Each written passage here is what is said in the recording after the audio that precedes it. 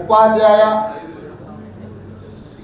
కార్మిక సంఘాల ప్రతినిధులతో ఆత్మీయ సమ్మేళనం ఏర్పాటు చేసిన political JAC chairman professor Kodandaram గారు, కార్యక్రమంలో పాల్గొన్న మంత్రివర్యులు దుద్దిల్ల శ్రీధర్ బాబు గారు, శాసనమండలి సభ్యులు రఘోత్తం రెడ్డి గారు, అదేవిధంగా ఐఎన్టీయూసీ జాతీయ అధ్యక్షులు మాజీ రాజ్యసభ సభ్యులు సంజీవ్ రెడ్డి గారు, ప్రభుత్వ ప్రత్యేక సలహాదారు వేం నరేందర్ రెడ్డి గారు, అదేవిధంగా దాదాపుగా 125 సంఘాల ప్రతినిధులు ఈరోజు ఈ కార్యక్రమంలో పాల్గొని ఉమ్మడి రాష్ట్రంలో కావచ్చు, ఏర్పడ్డ ప్రత్యేక తెలంగాణ రాష్ట్రంలో 10 సంవత్సరాలు మీ సమస్యలు చెప్పుకుందామన్న అవకాశాలు రాక, అవకాశం వచ్చిన మీ ఆవేదన వినేవాళ్ళు లేక సమస్యలు చాలా పేరుకపోయినాయి నాకు తెలుసు. అందుకే గత ఎన్నికల సందర్భంగా ఎన్నికల మేనిఫెస్టో కమిటీ చైర్మన్గా మిత్రుడు శ్రీధర్ బాబు గారిని నియమించి జిల్లాలలో పర్యటనలు చేసి, అదేవిధంగా పార్టీ కార్యాలయంలో ప్రత్యేక విభాగాన్ని ఏర్పాటు చేసి మీ అందరి సమస్యలను తెలుసుకొని వీలైనంత మేరకు ఆ సమస్యల్ని పరిష్కరించాలన్న ఆలోచనతోనే మా ప్రభుత్వం ఎన్నికల మేనిఫెస్టోని సిద్ధం చేసింది. ఆ ఎన్నికల మేనిఫెస్టోలో పొందుపరిచిన విషయాలను వీలైనంత మేరకు తొందరగా వాటిని పరిష్కరించాలన్న ఆలోచన మా ప్రభుత్వానికి, ఈ ప్రజలు అనుకున్న ప్రభుత్వానికి ఉన్నది. ఇంతకుముందు చాలామంది మిత్రులు చెప్పినట్టు కొన్ని పరిపాలనాపరమైన నిర్ణయాలు, కొన్ని ఆర్థిక భారంతో కూడుకున్న నిర్ణయాలు, ఇంకొన్ని మానవీయ కోణంలో ప్రభుత్వం ఆలోచన చేస్తే పరిష్కారం దొరికే సమస్య. ఇలా ఒక్కొక్క విభాగానికి ఉపాధ్యాయులకు సంబంధించి ఒక రకమైన సమస్యలు, ఆర్టీసీ కార్మికులకు సంబంధించిన ఇంకొక రకమైన సమస్యలు, అదేవిధంగా విద్యుత్ కార్మికులకు సంబంధించి 3వ రకమైన సమస్యలు, సింగరేణి కార్మికులకు సంబంధించి ప్రత్యేకమైన సమస్యలు, రెవెన్యూ ఉద్యోగ సంఘాలవి ఇంకొక రకమైన సమస్యలు, టీఎన్జిఓ సమస్యలు కావచ్చు, గెజిటెడ్ ఆఫీసర్స్ సమస్యలు కావచ్చు, ఫారెస్ట్ అధికారుల సమస్యలు కావచ్చు, ఎక్సైజ్ శాఖకు సంబంధించిన సమస్యలు కావచ్చు, పోలీసు విభాగంలో కూడా చాలా సమస్యలు ఉన్నాయి. మీలాగా వారు బయటకు వచ్చి చెప్పుకోలేకపోతున్నారు, వాళ్ళ సమస్యలు కావచ్చు. ఇట్లా ఎక్కడికక్కడ వివిధ శాఖలలో సమస్యలు ఉండడం వల్ల ఆ సమస్యలను అడిగే వాళ్ళు కానీ, తెలుసుకునే వాళ్ళు కానీ, పరిష్కరించే వాళ్ళు కానీ లేకపోవడం, ముఖ్యమైన సంఘాలకు సంస్థలకు కేసీఆర్ కుటుంబమే గౌరవాధ్యక్షులుగా ఉండడం వల్ల అధికారం వాళ్ళ చేతుల్లో, సంఘాలు వాళ్ళ చేతుల్లో. అది ఆర్టీసీ కావచ్చు, సింగరేణి కావచ్చు, ఇట్లా రకరకాలుగా ఏ సంఘాలు చూసినా చివరికి సచివాలయంలో ఉండే సంఘాలకు కూడా వాళ్ళే ఉండి మీ సమస్యలను విన్నవాళ్ళే లేరు. మీ సమస్యలను అదిమి పెట్టి చెప్పుకోవడానికి అవకాశమే లేకుండా నిర్బంధాల మధ్యన 10 సంవత్సరాలు ప్రభుత్వంలో కొనసాగింది. ఏది ఎల్లకాలం శాశ్వత కాలం ఉండదు. నిర్బంధాలతోని పాలన సాగిస్తామని ఎవరన్నా అనుకుంటే అది వాళ్ళ భ్రమనే అవుతుంది. అది నిజాం నుంచి మనకి వరకు ఉన్న ప్రభుత్వం వరకు నిర్బంధాలు ఏ సమస్యకు పరిష్కారం కావు. సమస్యలకు పరిష్కారం చర్చలే. ఈ చర్చల ద్వారానే సమస్యలకు పరిష్కారం అవుతామని మా ప్రభుత్వము సంపూర్ణంగా విశ్వసిస్తుంది. అందుకే దామోదర్ రాజనరసింహ గారు, దుద్దిల్ల శ్రీధర్ బాబు గారు, పొన్నం ప్రభాకర్ గారి ముగ్గురి మంత్రివర్గ ఉపసంఘాన్ని ముఖ్యంగా ఉద్యోగ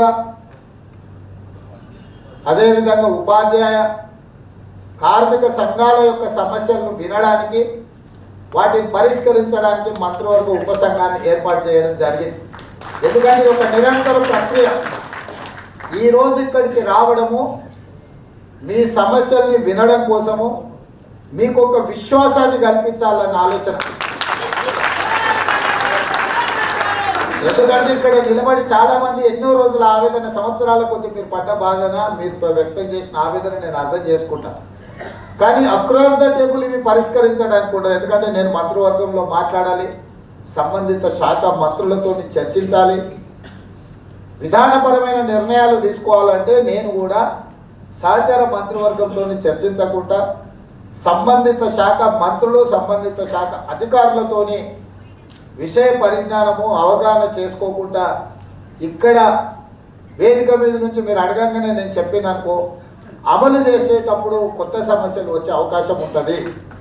అందుకే ఈరోజు 317 జీవో నుంచి మొదలు పెడితే మీ బదిలీల విషయంలో కూడా ఒక్క విషయం చాలా, ఈరోజు రైతులకు ఉచితంగా కరెంట్ ఇస్తున్నాము. అదేవిధంగా ఈరోజు పేదలకు కూడా 200 యూనిట్ల వరకు ఇంటికి కూడా ఉచితంగా కరెంట్ ఇస్తున్నాము. కానీ పాఠశాలలకు, కళాశాలలకు బిల్లులు కట్టాల్సిన పరిస్థితి ఉందా, కట్టలేకపోతున్నాం అని చెప్పిన అది సహేతుకమైన సమస్య. ఇక్కడ నుంచి ఆ విషయంలో నేను మాట్లాడవచ్చు. ప్రతి పాఠశాలకు, కళాశాలలకు ఉచితంగా విద్యుత్ ఇచ్చే నిర్ణయం మా ప్రభుత్వం తీసుకుంటుంది.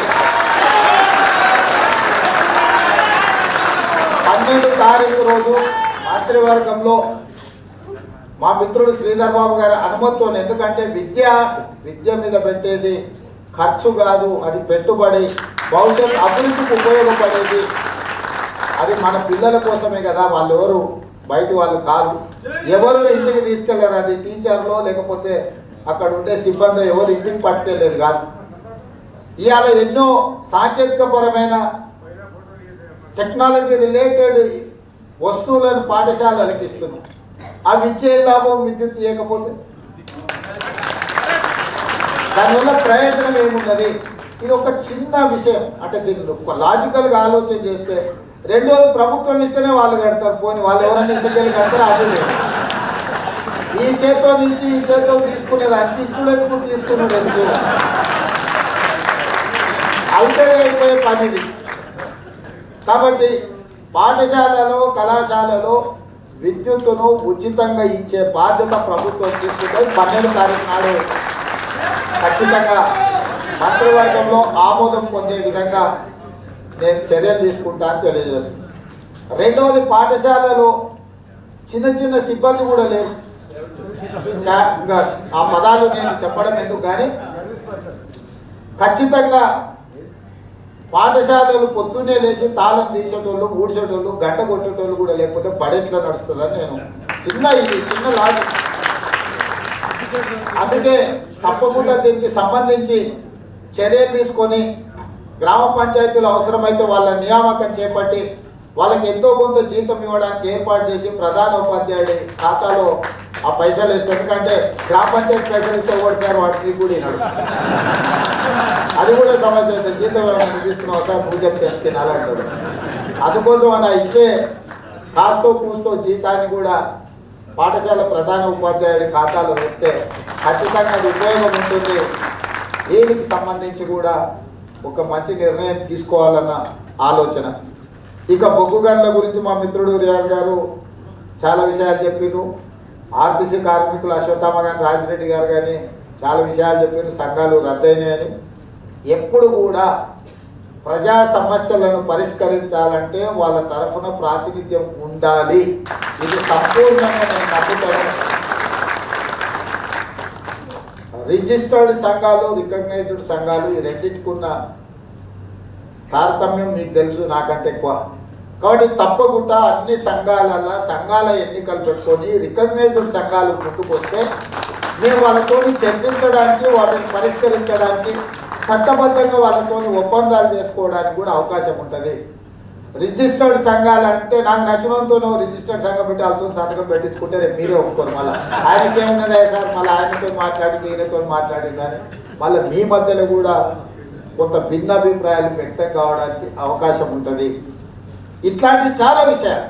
ఎందుకంటే తెలంగాణ ఉద్యమంలో, తెలంగాణ రాష్ట్ర సాధనలో తెలంగాణ యొక్క ఆత్మ గౌరవాన్ని వినిపించడంలో మీరందరూ చాలా క్రియాశీలక పాత్ర పోషించారు. ఆనాడు రాజకీయ పార్టీలు ఒక పరిస్థితిలో విఫలం చెందినాయన్న పరిస్థితులు వచ్చినప్పుడు పొలిటికల్ జేఏసీని ఏర్పాటు చేసి కోదండరామ్ గారిని చైర్మన్గా నియమించిన తర్వాతనే తెలంగాణ ఉద్యమం అనేది గ్రామ గ్రామానికి కుల సంఘాల నుంచి మొదలు పెడితే ఉద్యోగ ఉపాధి సంఘాల వరకు రాష్ట్రకు బిచ్చగాళ్ళ సంఘాలు కూడా ఆ రోజు తెలంగాణ ఉద్యమంలో పాల్గొన్నాయి.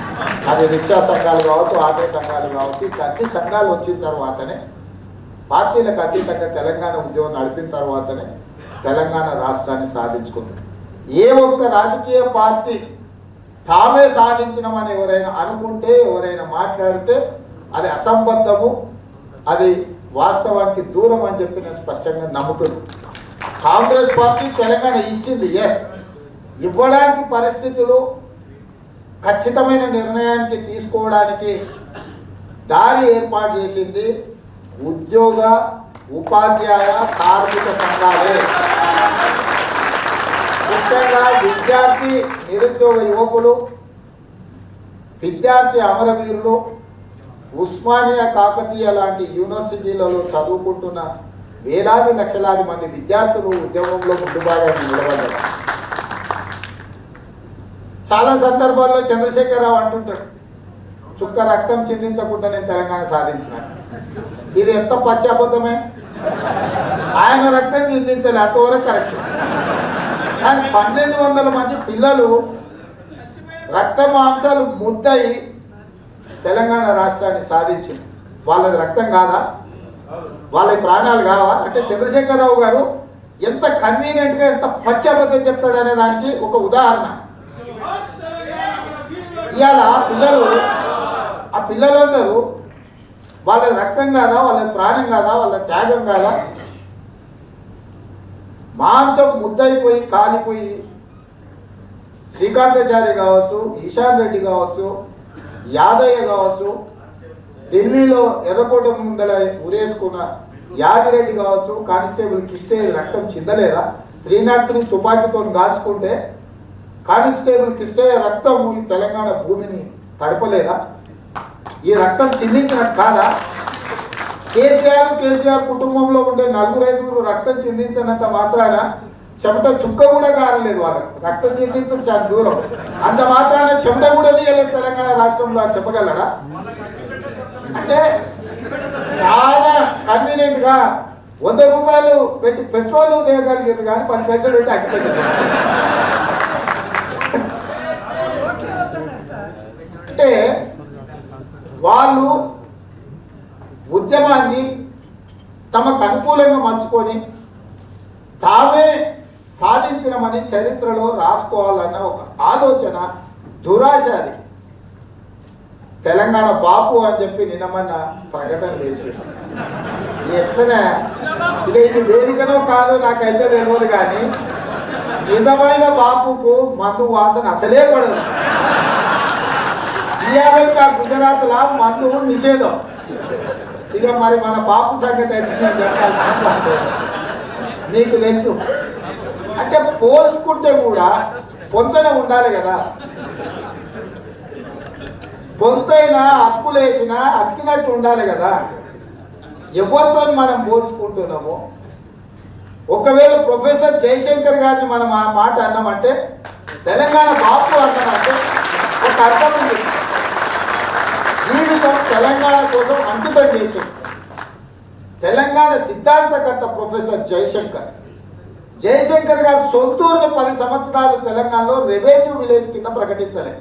నేను ముఖ్యమంత్రి అయిన తర్వాత మొట్టమొదటి సంతకం జయశంకర్ గారి సొంతూరును రెవెన్యూ విలేజ్ కింద గుర్తించిన.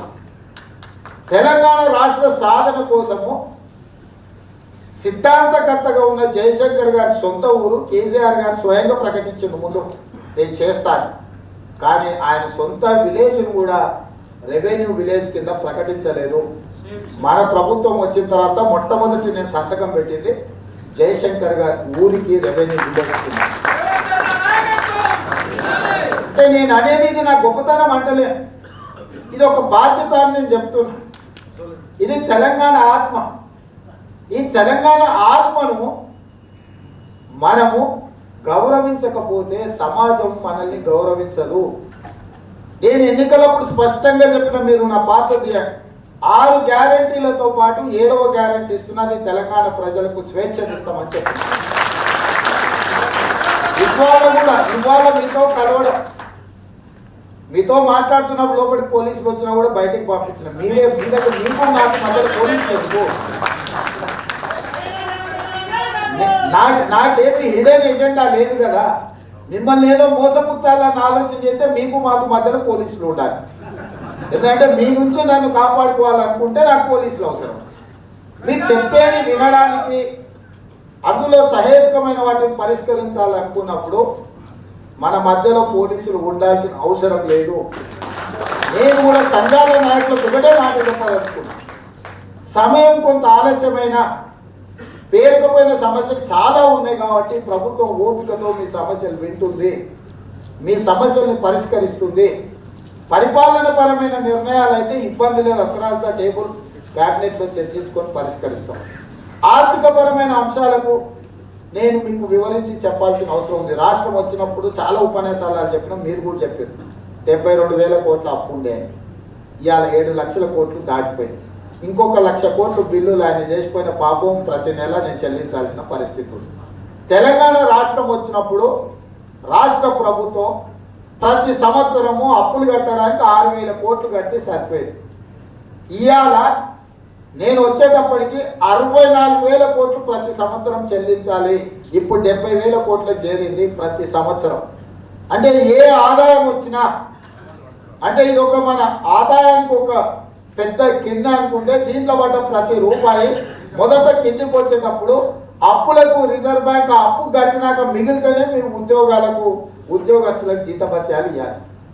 ప్రతి నెల దాదాపుగా 7,000 కోట్ల రూపాయలు, 6,500 కోట్ల రూపాయలు నెల తిరగంగానే అప్పులకు నేను మితి కట్టాల్సిన పరిస్థితి ఉంది.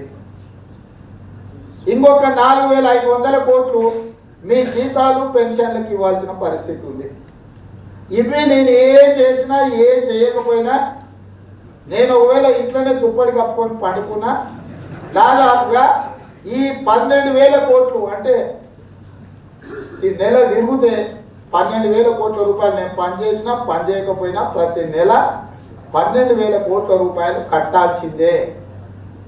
రాష్ట్రంలో ఆదాయం అనేది పూర్తిగా పడిపోయింది. ఓన్లీ లిక్కర్ మీద వచ్చే ఆదాయంతోనే రాష్ట్రాన్ని బతికించాల్సిన పరిస్థితి వచ్చింది. అంటే ఇది వినడానికి కొంచెం కఠోరమైన, ఇది వాస్తవ పరిస్థితి. బాపు మనకిచ్చిన వరది. ఈ బాపు ఇక గందు కోసమే ఇప్పుడు ఆయన బాపు అనాల్సి వచ్చింది.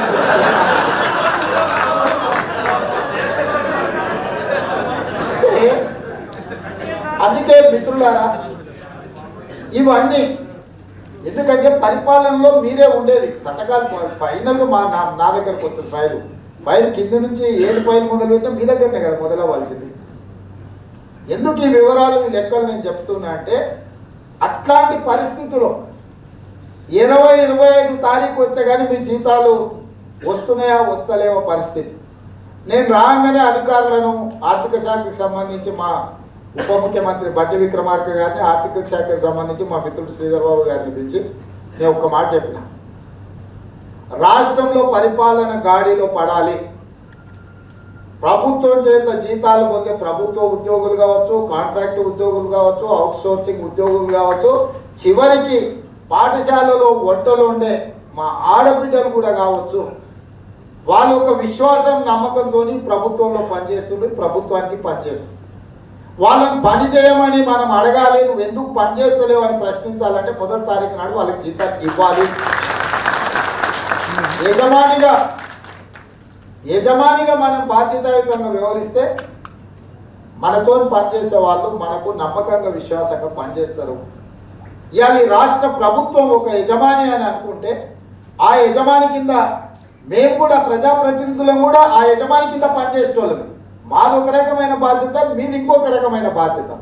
కానీ యజమాని మీదనే విశ్వాసం కోల్పోయినాం అనుకో, ఇంకా ఎవరెందుకు పని చేస్తారు, సమయపాలన ఎందుకు పాటిస్తారు? అందుకే మొదటి నెల 4వ తారీఖు జీతాలు ఇస్తే 2వ నెలకు వచ్చేటప్పటికి 1వ తారీఖు నాడు మీకు జీతాలు ఎక్కడ కూడా మేము ప్రచారం కల్పించుకోలేదు, ప్రచారం చేయమని కూడా నేను అడగలే. గతంలో మీది మీకు ఇస్తే కూడా పాలాభిషేకాలు ఉండేవి, పాదాభివందనాలు ఉండేవి. ఎక్కడ కూడా ఇవాళ 90 రోజుల్లో 30,000 ఉద్యోగాలు ఇచ్చినాం. డైరెక్ట్గా 30,000 మందిని ఎల్బీ స్టేడియంలో పిలిచి ప్రతి ఉద్యోగిని వాళ్ళ కుటుంబ సభ్యుల కళ్ళల్లో ఆనందం చూడాలన్న ఆలోచనతో ఎక్కడైతే మా ప్రభుత్వం ప్రమాణ స్వీకారం చేసిందో ఎల్బీ స్టేడియంలో, అక్కడనే ఆయన అంటారు వంటంతా మేము వండినాం, రేవంత్ రెడ్డి వచ్చి ఇప్పుడు కళ్ళు తిప్పుతున్నాడు. నేను అడుగుతున్నా, అది కూడా నీకు శాత కాలే కదా సకాశనం, నువ్వే తిప్పితే నాకెందుకు వస్తుండే? నీకు మీ ఇంట్లో తెడ్డి తిప్పనికనే ఎంపీలు ఓడిపోతే పడకేసిపోతే ఎమ్మెల్సీలు ఇచ్చుకోవాలా, రాజ్యసభలు ఇచ్చుకోవాలా? మీ ఇంట్లో ఎప్పుడు ఖాళీ లేకుండా ఉద్యోగాలు నింపుకునే ప్రక్రియలో మీరు ఉన్నారు. కానీ ఎప్పుడైనా పిల్లల్లో ఉద్యోగాలు నింపాలి, వాళ్ళ బాధ చూడాలి, కోర్టులలో చిక్కుములు నింపాలని ఎప్పుడైనా ఆలోచన చేసేదా? ఆ చిక్కుములు కోర్టులలో మేము ఇప్పుకొచ్చినాం. ఆయన అన్ని గజిబిజి చిక్కుముళ్ళు సంక్రాంతి పూట పతంగిన చెట్టుకు చుట్టుకొని చిక్కుముళ్ళు ఎన్నబట్టదో అట్లా పడేస్తే ఒకటొకటి జాగ్రత్తగా ఇప్పలేని ఉంటే కత్తెర పెట్టి కట్ చేసినాం. పబ్లిక్ సర్వీస్ కమిషన్ ఒక చిక్కుముడి లాగా వేసాం. ఇక ఆ చైర్మన్ ఆ సభ్యులు ఉంటే ఎవరికి నమ్మకం ఉండదని అందరిని కూడా అయ్యా పిలిచి కూర్చోబెట్టి కాఫీ ఇచ్చి ఇక మీరు ఇంటికి పోతే బాగుంటుంది, ఉంటే మంచిది కాదని చెప్పి పంపించి ఎంబడే కొత్త సర్వీస్ కమిషన్ ఏర్పాటు చేసినాం. ప్రతిదీ వాళ్ళ ఒక క్రమ పద్ధతిలో నోటిఫికేషన్ల విషయంలో కానీ, గ్రూప్ 1 నియామకాల విషయంలో కానీ, అదేవిధంగా విద్యాశాఖకు సంబంధించి ఆనాడు యూపీఏ ప్రభుత్వం ఉన్నప్పుడు శ్రీధర్ బాబు గారు మంత్రి ఉన్నప్పుడు 4 డిఎస్సీలు ఇచ్చి 1,00,000 మందికి ఉద్యోగ నియామకాలు చేపట్టారు. అవునా? ఇలా చాలా మంది ఇచ్చారు. 10 ఏళ్ళ తెలంగాణలో ఒకసారి ఇచ్చినట్టు నోటిఫికేషన్, అంతేనా? మరి దానికి కూడా క్వశ్చన్లు లేదా అంటారు. అందుకే రాగానే లెక్క కట్టి మెగా డిఎస్సి 11,000 పైచలకు ఉద్యోగ నోటిఫికేషన్లు ఇచ్చింది. 2008 డిఎస్సి నోటిఫికేషన్లు ఏదైతే ఇబ్బందులు పడుతున్నారో వాళ్ళ సమస్యను పరిష్కరించాలని రేపు క్యాబినెట్లో మేము చర్చలు తీసుకున్నాం.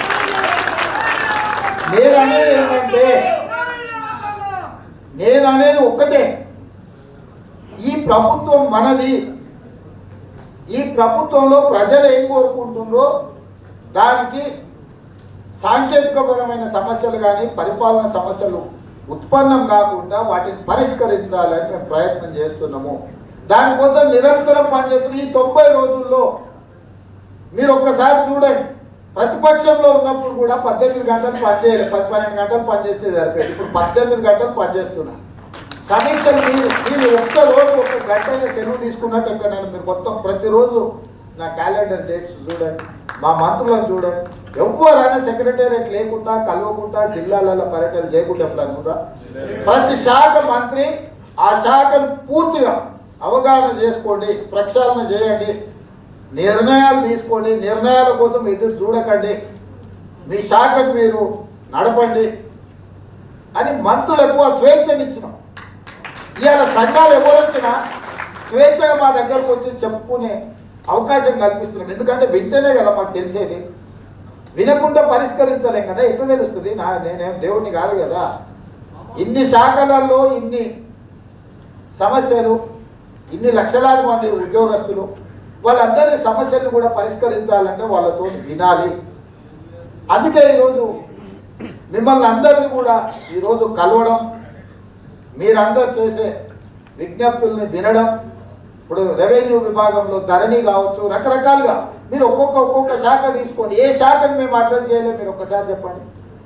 ఇవాళ ఆర్టీసీ కార్మికులు అడిగితే అన్న మా దాంట్లో కారుణ్య నియామకాలు జరిగినాయని ఇంతకుముందు నేను చెప్పలే, మీరు చెప్పింది. సింగరేణిలో 441 కారుణ్య నియామకాలు వాళ్ళు రాలేదు, మేము పిలిచి ఏంటంటే పరిస్థితి అని అడిగి అప్పటికప్పుడు నిర్ణయాలు తీసుకున్నాం.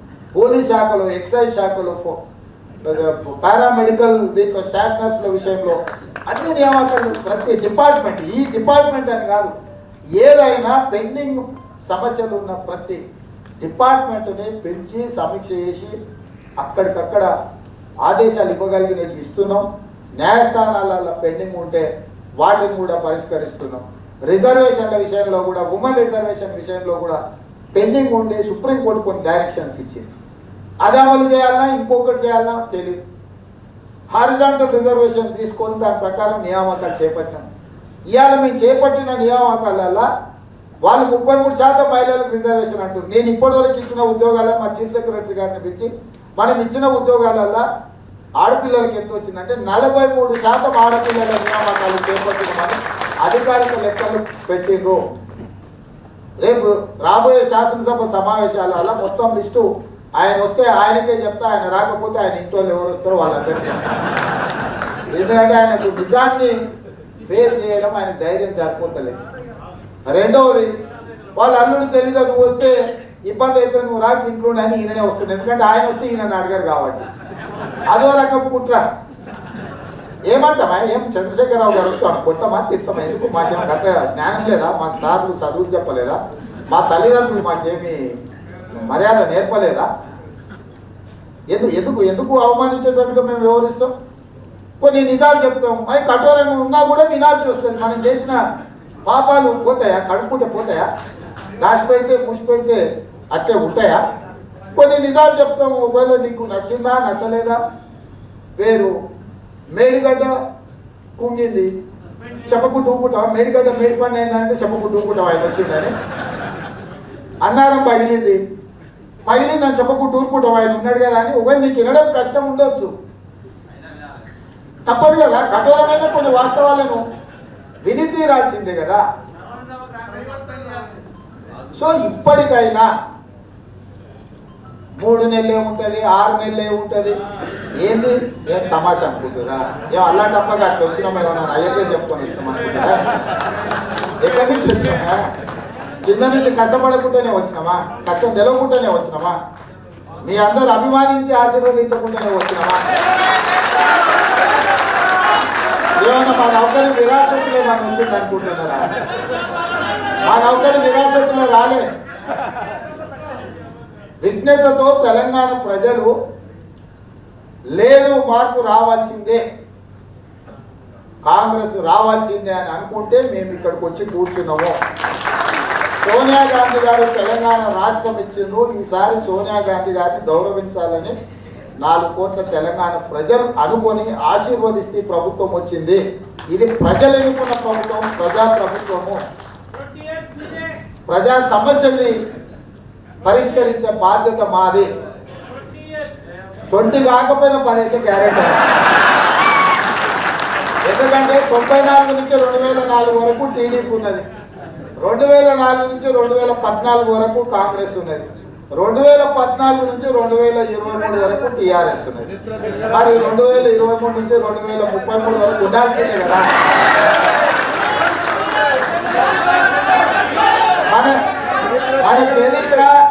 మన చరిత్ర మన గతం ఏం చెప్తుంది? ఇచ్చిన వాళ్ళకల్లా 10 ఏళ్ళు ఇచ్చారు. టీడీపీకో 10 ఏళ్ళు ఇచ్చారు, కాంగ్రెస్కో 10 ఏళ్ళు ఇచ్చారు, టీఆర్ఎస్కో 10 ఏళ్ళు ఇచ్చారు. మళ్ళీ ఇప్పుడు కాంగ్రెస్కో 10 ఏళ్ళు ఇస్తారు. దీంట్లో పెద్దగా లెక్కలే ఉన్నాయి. ఇది ఏమన్నా రాకెట్ సైన్సా? ఎన్నోరికైనా ఇది అర్థమయ్యే లెక్క. దూలం లెక్క పెరిగినా దూడకున్న దిమాగ్ లేకపోతే నేను ఏం చేస్తా? పెరిగితే సరిపోదు కదా, మెదడు కూడా పెరగాలి కదా. కాబట్టి నేను అనేది ఒకటే మిత్రులారా, నేను ఈ వేదిక మీద నుంచి ఈ సంఘాల తరఫున ప్రతిపక్ష నాయకుడికి నేను విజ్ఞప్తి చేస్తున్నాను. మీరు సింగిల్ విండో ఆయన లైఫ్లో ఓటమే లేదని అప్పుడప్పుడు వాళ్ళు చెప్తుంటారు. కొన్ని వాస్తవాలు మీకు చెప్పాలి. వారు సింగిల్ విండో డైరెక్టర్కి మొట్టమొదటి నిలబడితే సింగిల్ విండో డైరెక్టర్కే ఓడిపోయింది చంద్రశేఖర్. ఆ తర్వాత ఎమ్మెల్యే టికెట్ ఇస్తే ఎమ్మెల్యే కూడా ఓడిపోయింది 80 రోజుల. ఆ తర్వాతనే ఆయన గెలిచింది. సో ఓటమి లేనోడు అనేది కాదు. మన కామారెడ్డిలో కూడా ఎట్లయినా సరే మన చచ్చినా సరే సంపాలని అడుగు ఓడగొట్టి వచ్చిన కదా. గెలిచింది సామాన్యుడే కావచ్చు, కానీ ఆయన విర్రవీగొద్దు. ప్రజలు అనుకుంటే ఓడిస్తారు, ప్రజల చేతిలో ఉంది తీర్పు అనేది తెలవడానికి కోసం ప్రయత్నం చేసినాము. ఇవన్నీ కూడా నేను ఎందుకు చెప్తున్నా అంటే వీళ్ళకు ప్రజాస్వామ్యం పట్ల నమ్మకము విశ్వాసంతో పాటు గౌరవం ఉండాలి. మనల్ని కుర్చీలో కూర్చోబెట్టే ప్రజల పట్ల మన గౌరవం లేకపోతే మర్యాద లేకపోతే ఆ కుర్చీని అవమానించిన వాళ్ళం అవుతాము. ఈరోజు లక్షలాది మంది ఉద్యోగులు సమయానికి జీతం ఇవ్వకపోతే పిల్లల ఫీజులు ఎట్లా, పాల పైసలు ఎట్లా, ఇంటి కిరాయి పైసలు ఎట్లా? నిజాయితీగా పనిచేద్దాం అనుకున్నా కూడా తప్పుకు ప్రోత్సహించాల్సిన పరిస్థితి. సమయానికి జీతం రాకపోతే 95% ప్రభుత్వ ఉద్యోగులు నిజాయితీగా కష్టపడుతున్నారు కాబట్టి ఓవర్ టైం అనేది ఆశించకుండా పని పూర్తి చేసి ఇంటికి పోవాలని ఆలోచనతో ఉన్నారు కాబట్టి ఈరోజు ప్రజలు ప్రశాంతంగా బ్రతకగలుగుతున్నారు. 5-6% ఎందులోనైనా ఉంటారు. అది రాజకీయాలలో ఉండొచ్చు, ప్రభుత్వంలో ఉండొచ్చు, ఉద్యోగులలో ఉండొచ్చు, సమాజంలో కూడా ఉండొచ్చు. ఆ కొద్ది మందిని చూపించి మిగతా అందరినీ తప్పు పట్టేసి సంఘాల మీద కక్ష కట్టి వాటిని రద్దు చేసి నీ చేతుల అధికారం ఉందా నువ్వు రద్దు చేస్తావు, నిన్ను రద్దు చేసేవాడు వస్తే వాడు మళ్ళీ నిన్ను రద్దు చేస్తాడు కదా. ఎప్పుడు నువ్వే రద్దు చేసే అధికారం ఉండదు కదా నీ చేతుల. నిన్ను రద్దు చేసే అధికారంలో నిన్ను కూడా రద్దు చేసారు కదా. రద్దు చేయకుండా వెళ్తే అది మనకు కూడా వస్తుందన్న సంగతి గత పాలకులు గుర్తు పెట్టుకోవాలి. తప్పకుండా ఏ శాఖకు సంబంధించిన ఉద్యోగులకు ఆ శాఖలో సంఘాలు ఉండాల్సిందే. సంఘాలతో మేము చర్చిస్తాము.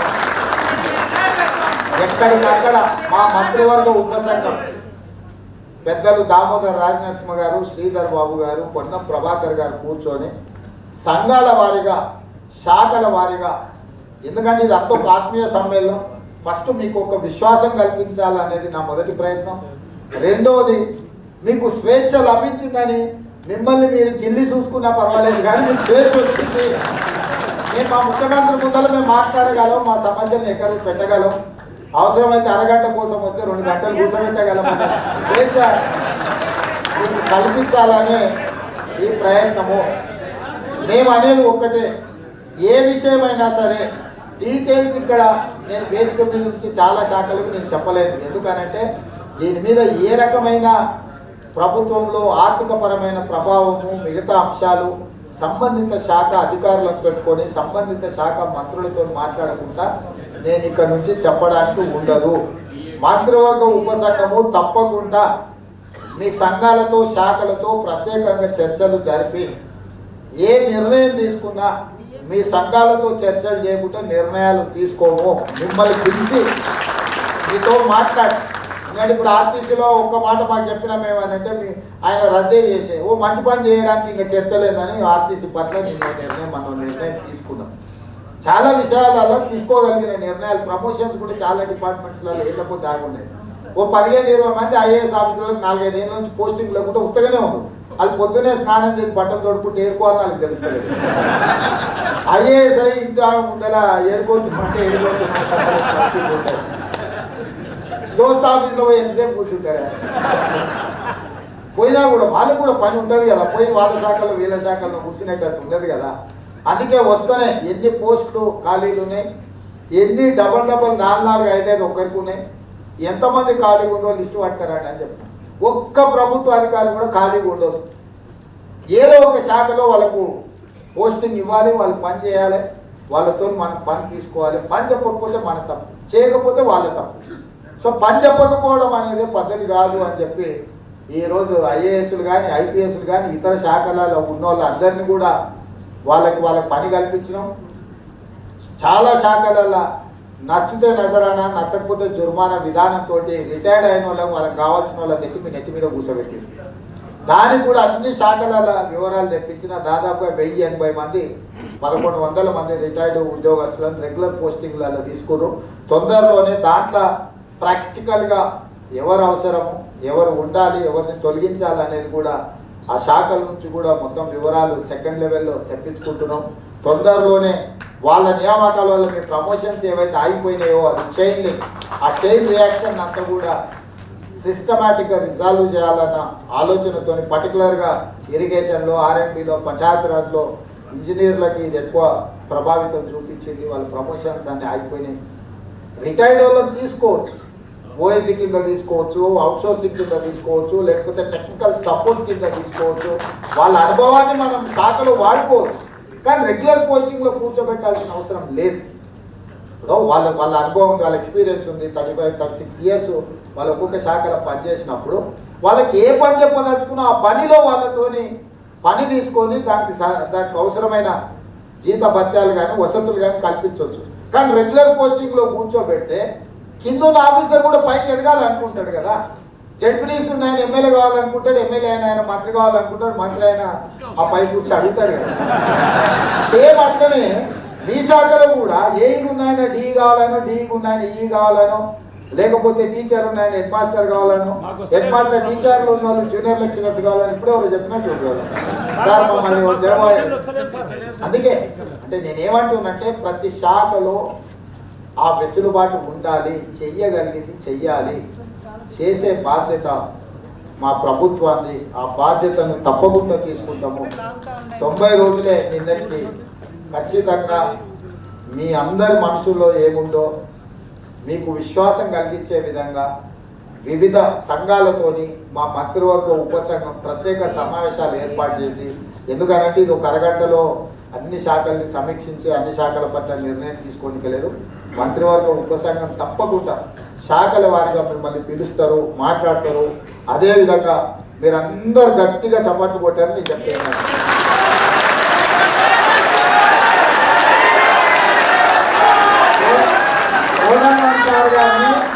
కోదండం సార్ని శాసన మండలికి పంపిస్తున్నాము.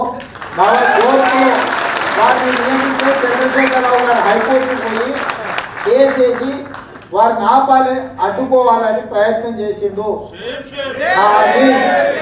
కానీ తెలంగాణ సాధించిన కోదండరాం గారు చట్టసభలలో ఉంటే చట్టసభలకే గౌరవం పెరుగుతుంది. ఇలాంటి వాళ్ళకు ఎప్పుడైనా ఏ రాత్రైనా తలుపు తెచ్చి సార్ ఈ కాగితం ఉన్నది మీరు పోయి ముఖ్యమంత్రి గారిని మాట్లాడుండ్రు, మంత్రులను మాట్లాడుండ్రు అంటే వారు ఖచ్చితంగా మాట్లాడి ఆ సమస్యలు పరిష్కరిస్తారు. తొందరలోనే గవర్నర్ గారితో మాట్లాడి కేసీఆర్ అడ్డం పడ్డ ఒకవేళ ఆయన ఆత్మాహుతి చేసుకుంటాక కూడా సార్ మాత్రం తప్పకుండా కోదండం సార్ని శాసన మండలికి పంపించే బాధ్యత మా మంత్రివర్గం తీసుకుంటారని మాటిస్తూ మీ డిఏలకు కూడా మా పరిశీలనలో ఉంది. ఖచ్చితంగా మీ డిఏకి సంబంధించి అదే పిఆర్సి, మీ ట్రాన్స్ఫర్స్, 317 జీవో ఇట్లాంటి చాలా విషయాలు ఉన్నాయి. 12 తారీఖు నాడు మంత్రివర్గం ఉంది, సిపిఎస్ కూడా చర్చలో ఉన్నది. వీటన్నిటిని కూడా నేను ఏమంటున్నా అంటే అన్ని ఒక్కసారి ఓపెన్ చేస్తే మళ్ళీ మీ జీతాలు కూడా రావు.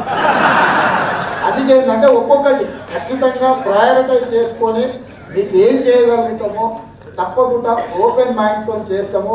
మీ డిఏల విషయంలో కానీ, పిఆర్సి విషయంలో కానీ, ఇతర ట్రాన్స్ఫర్స్ విషయంలో కానీ, 317 భార్య ఒక దగ్గర భర్త ఒక దగ్గర ఈ విషయాలను కూడా పరిశీలించడానికి మంత్రివర్గ ఉపసంఘాన్ని వేసినాము. మళ్ళీ మిమ్మల్ని పిలుచుకొని తప్పకుండా ఈ సమస్యలను అన్నింటిని కూడా పరిష్కరిస్తామని తెలియజేస్తూ, ఏదున్నా మీరు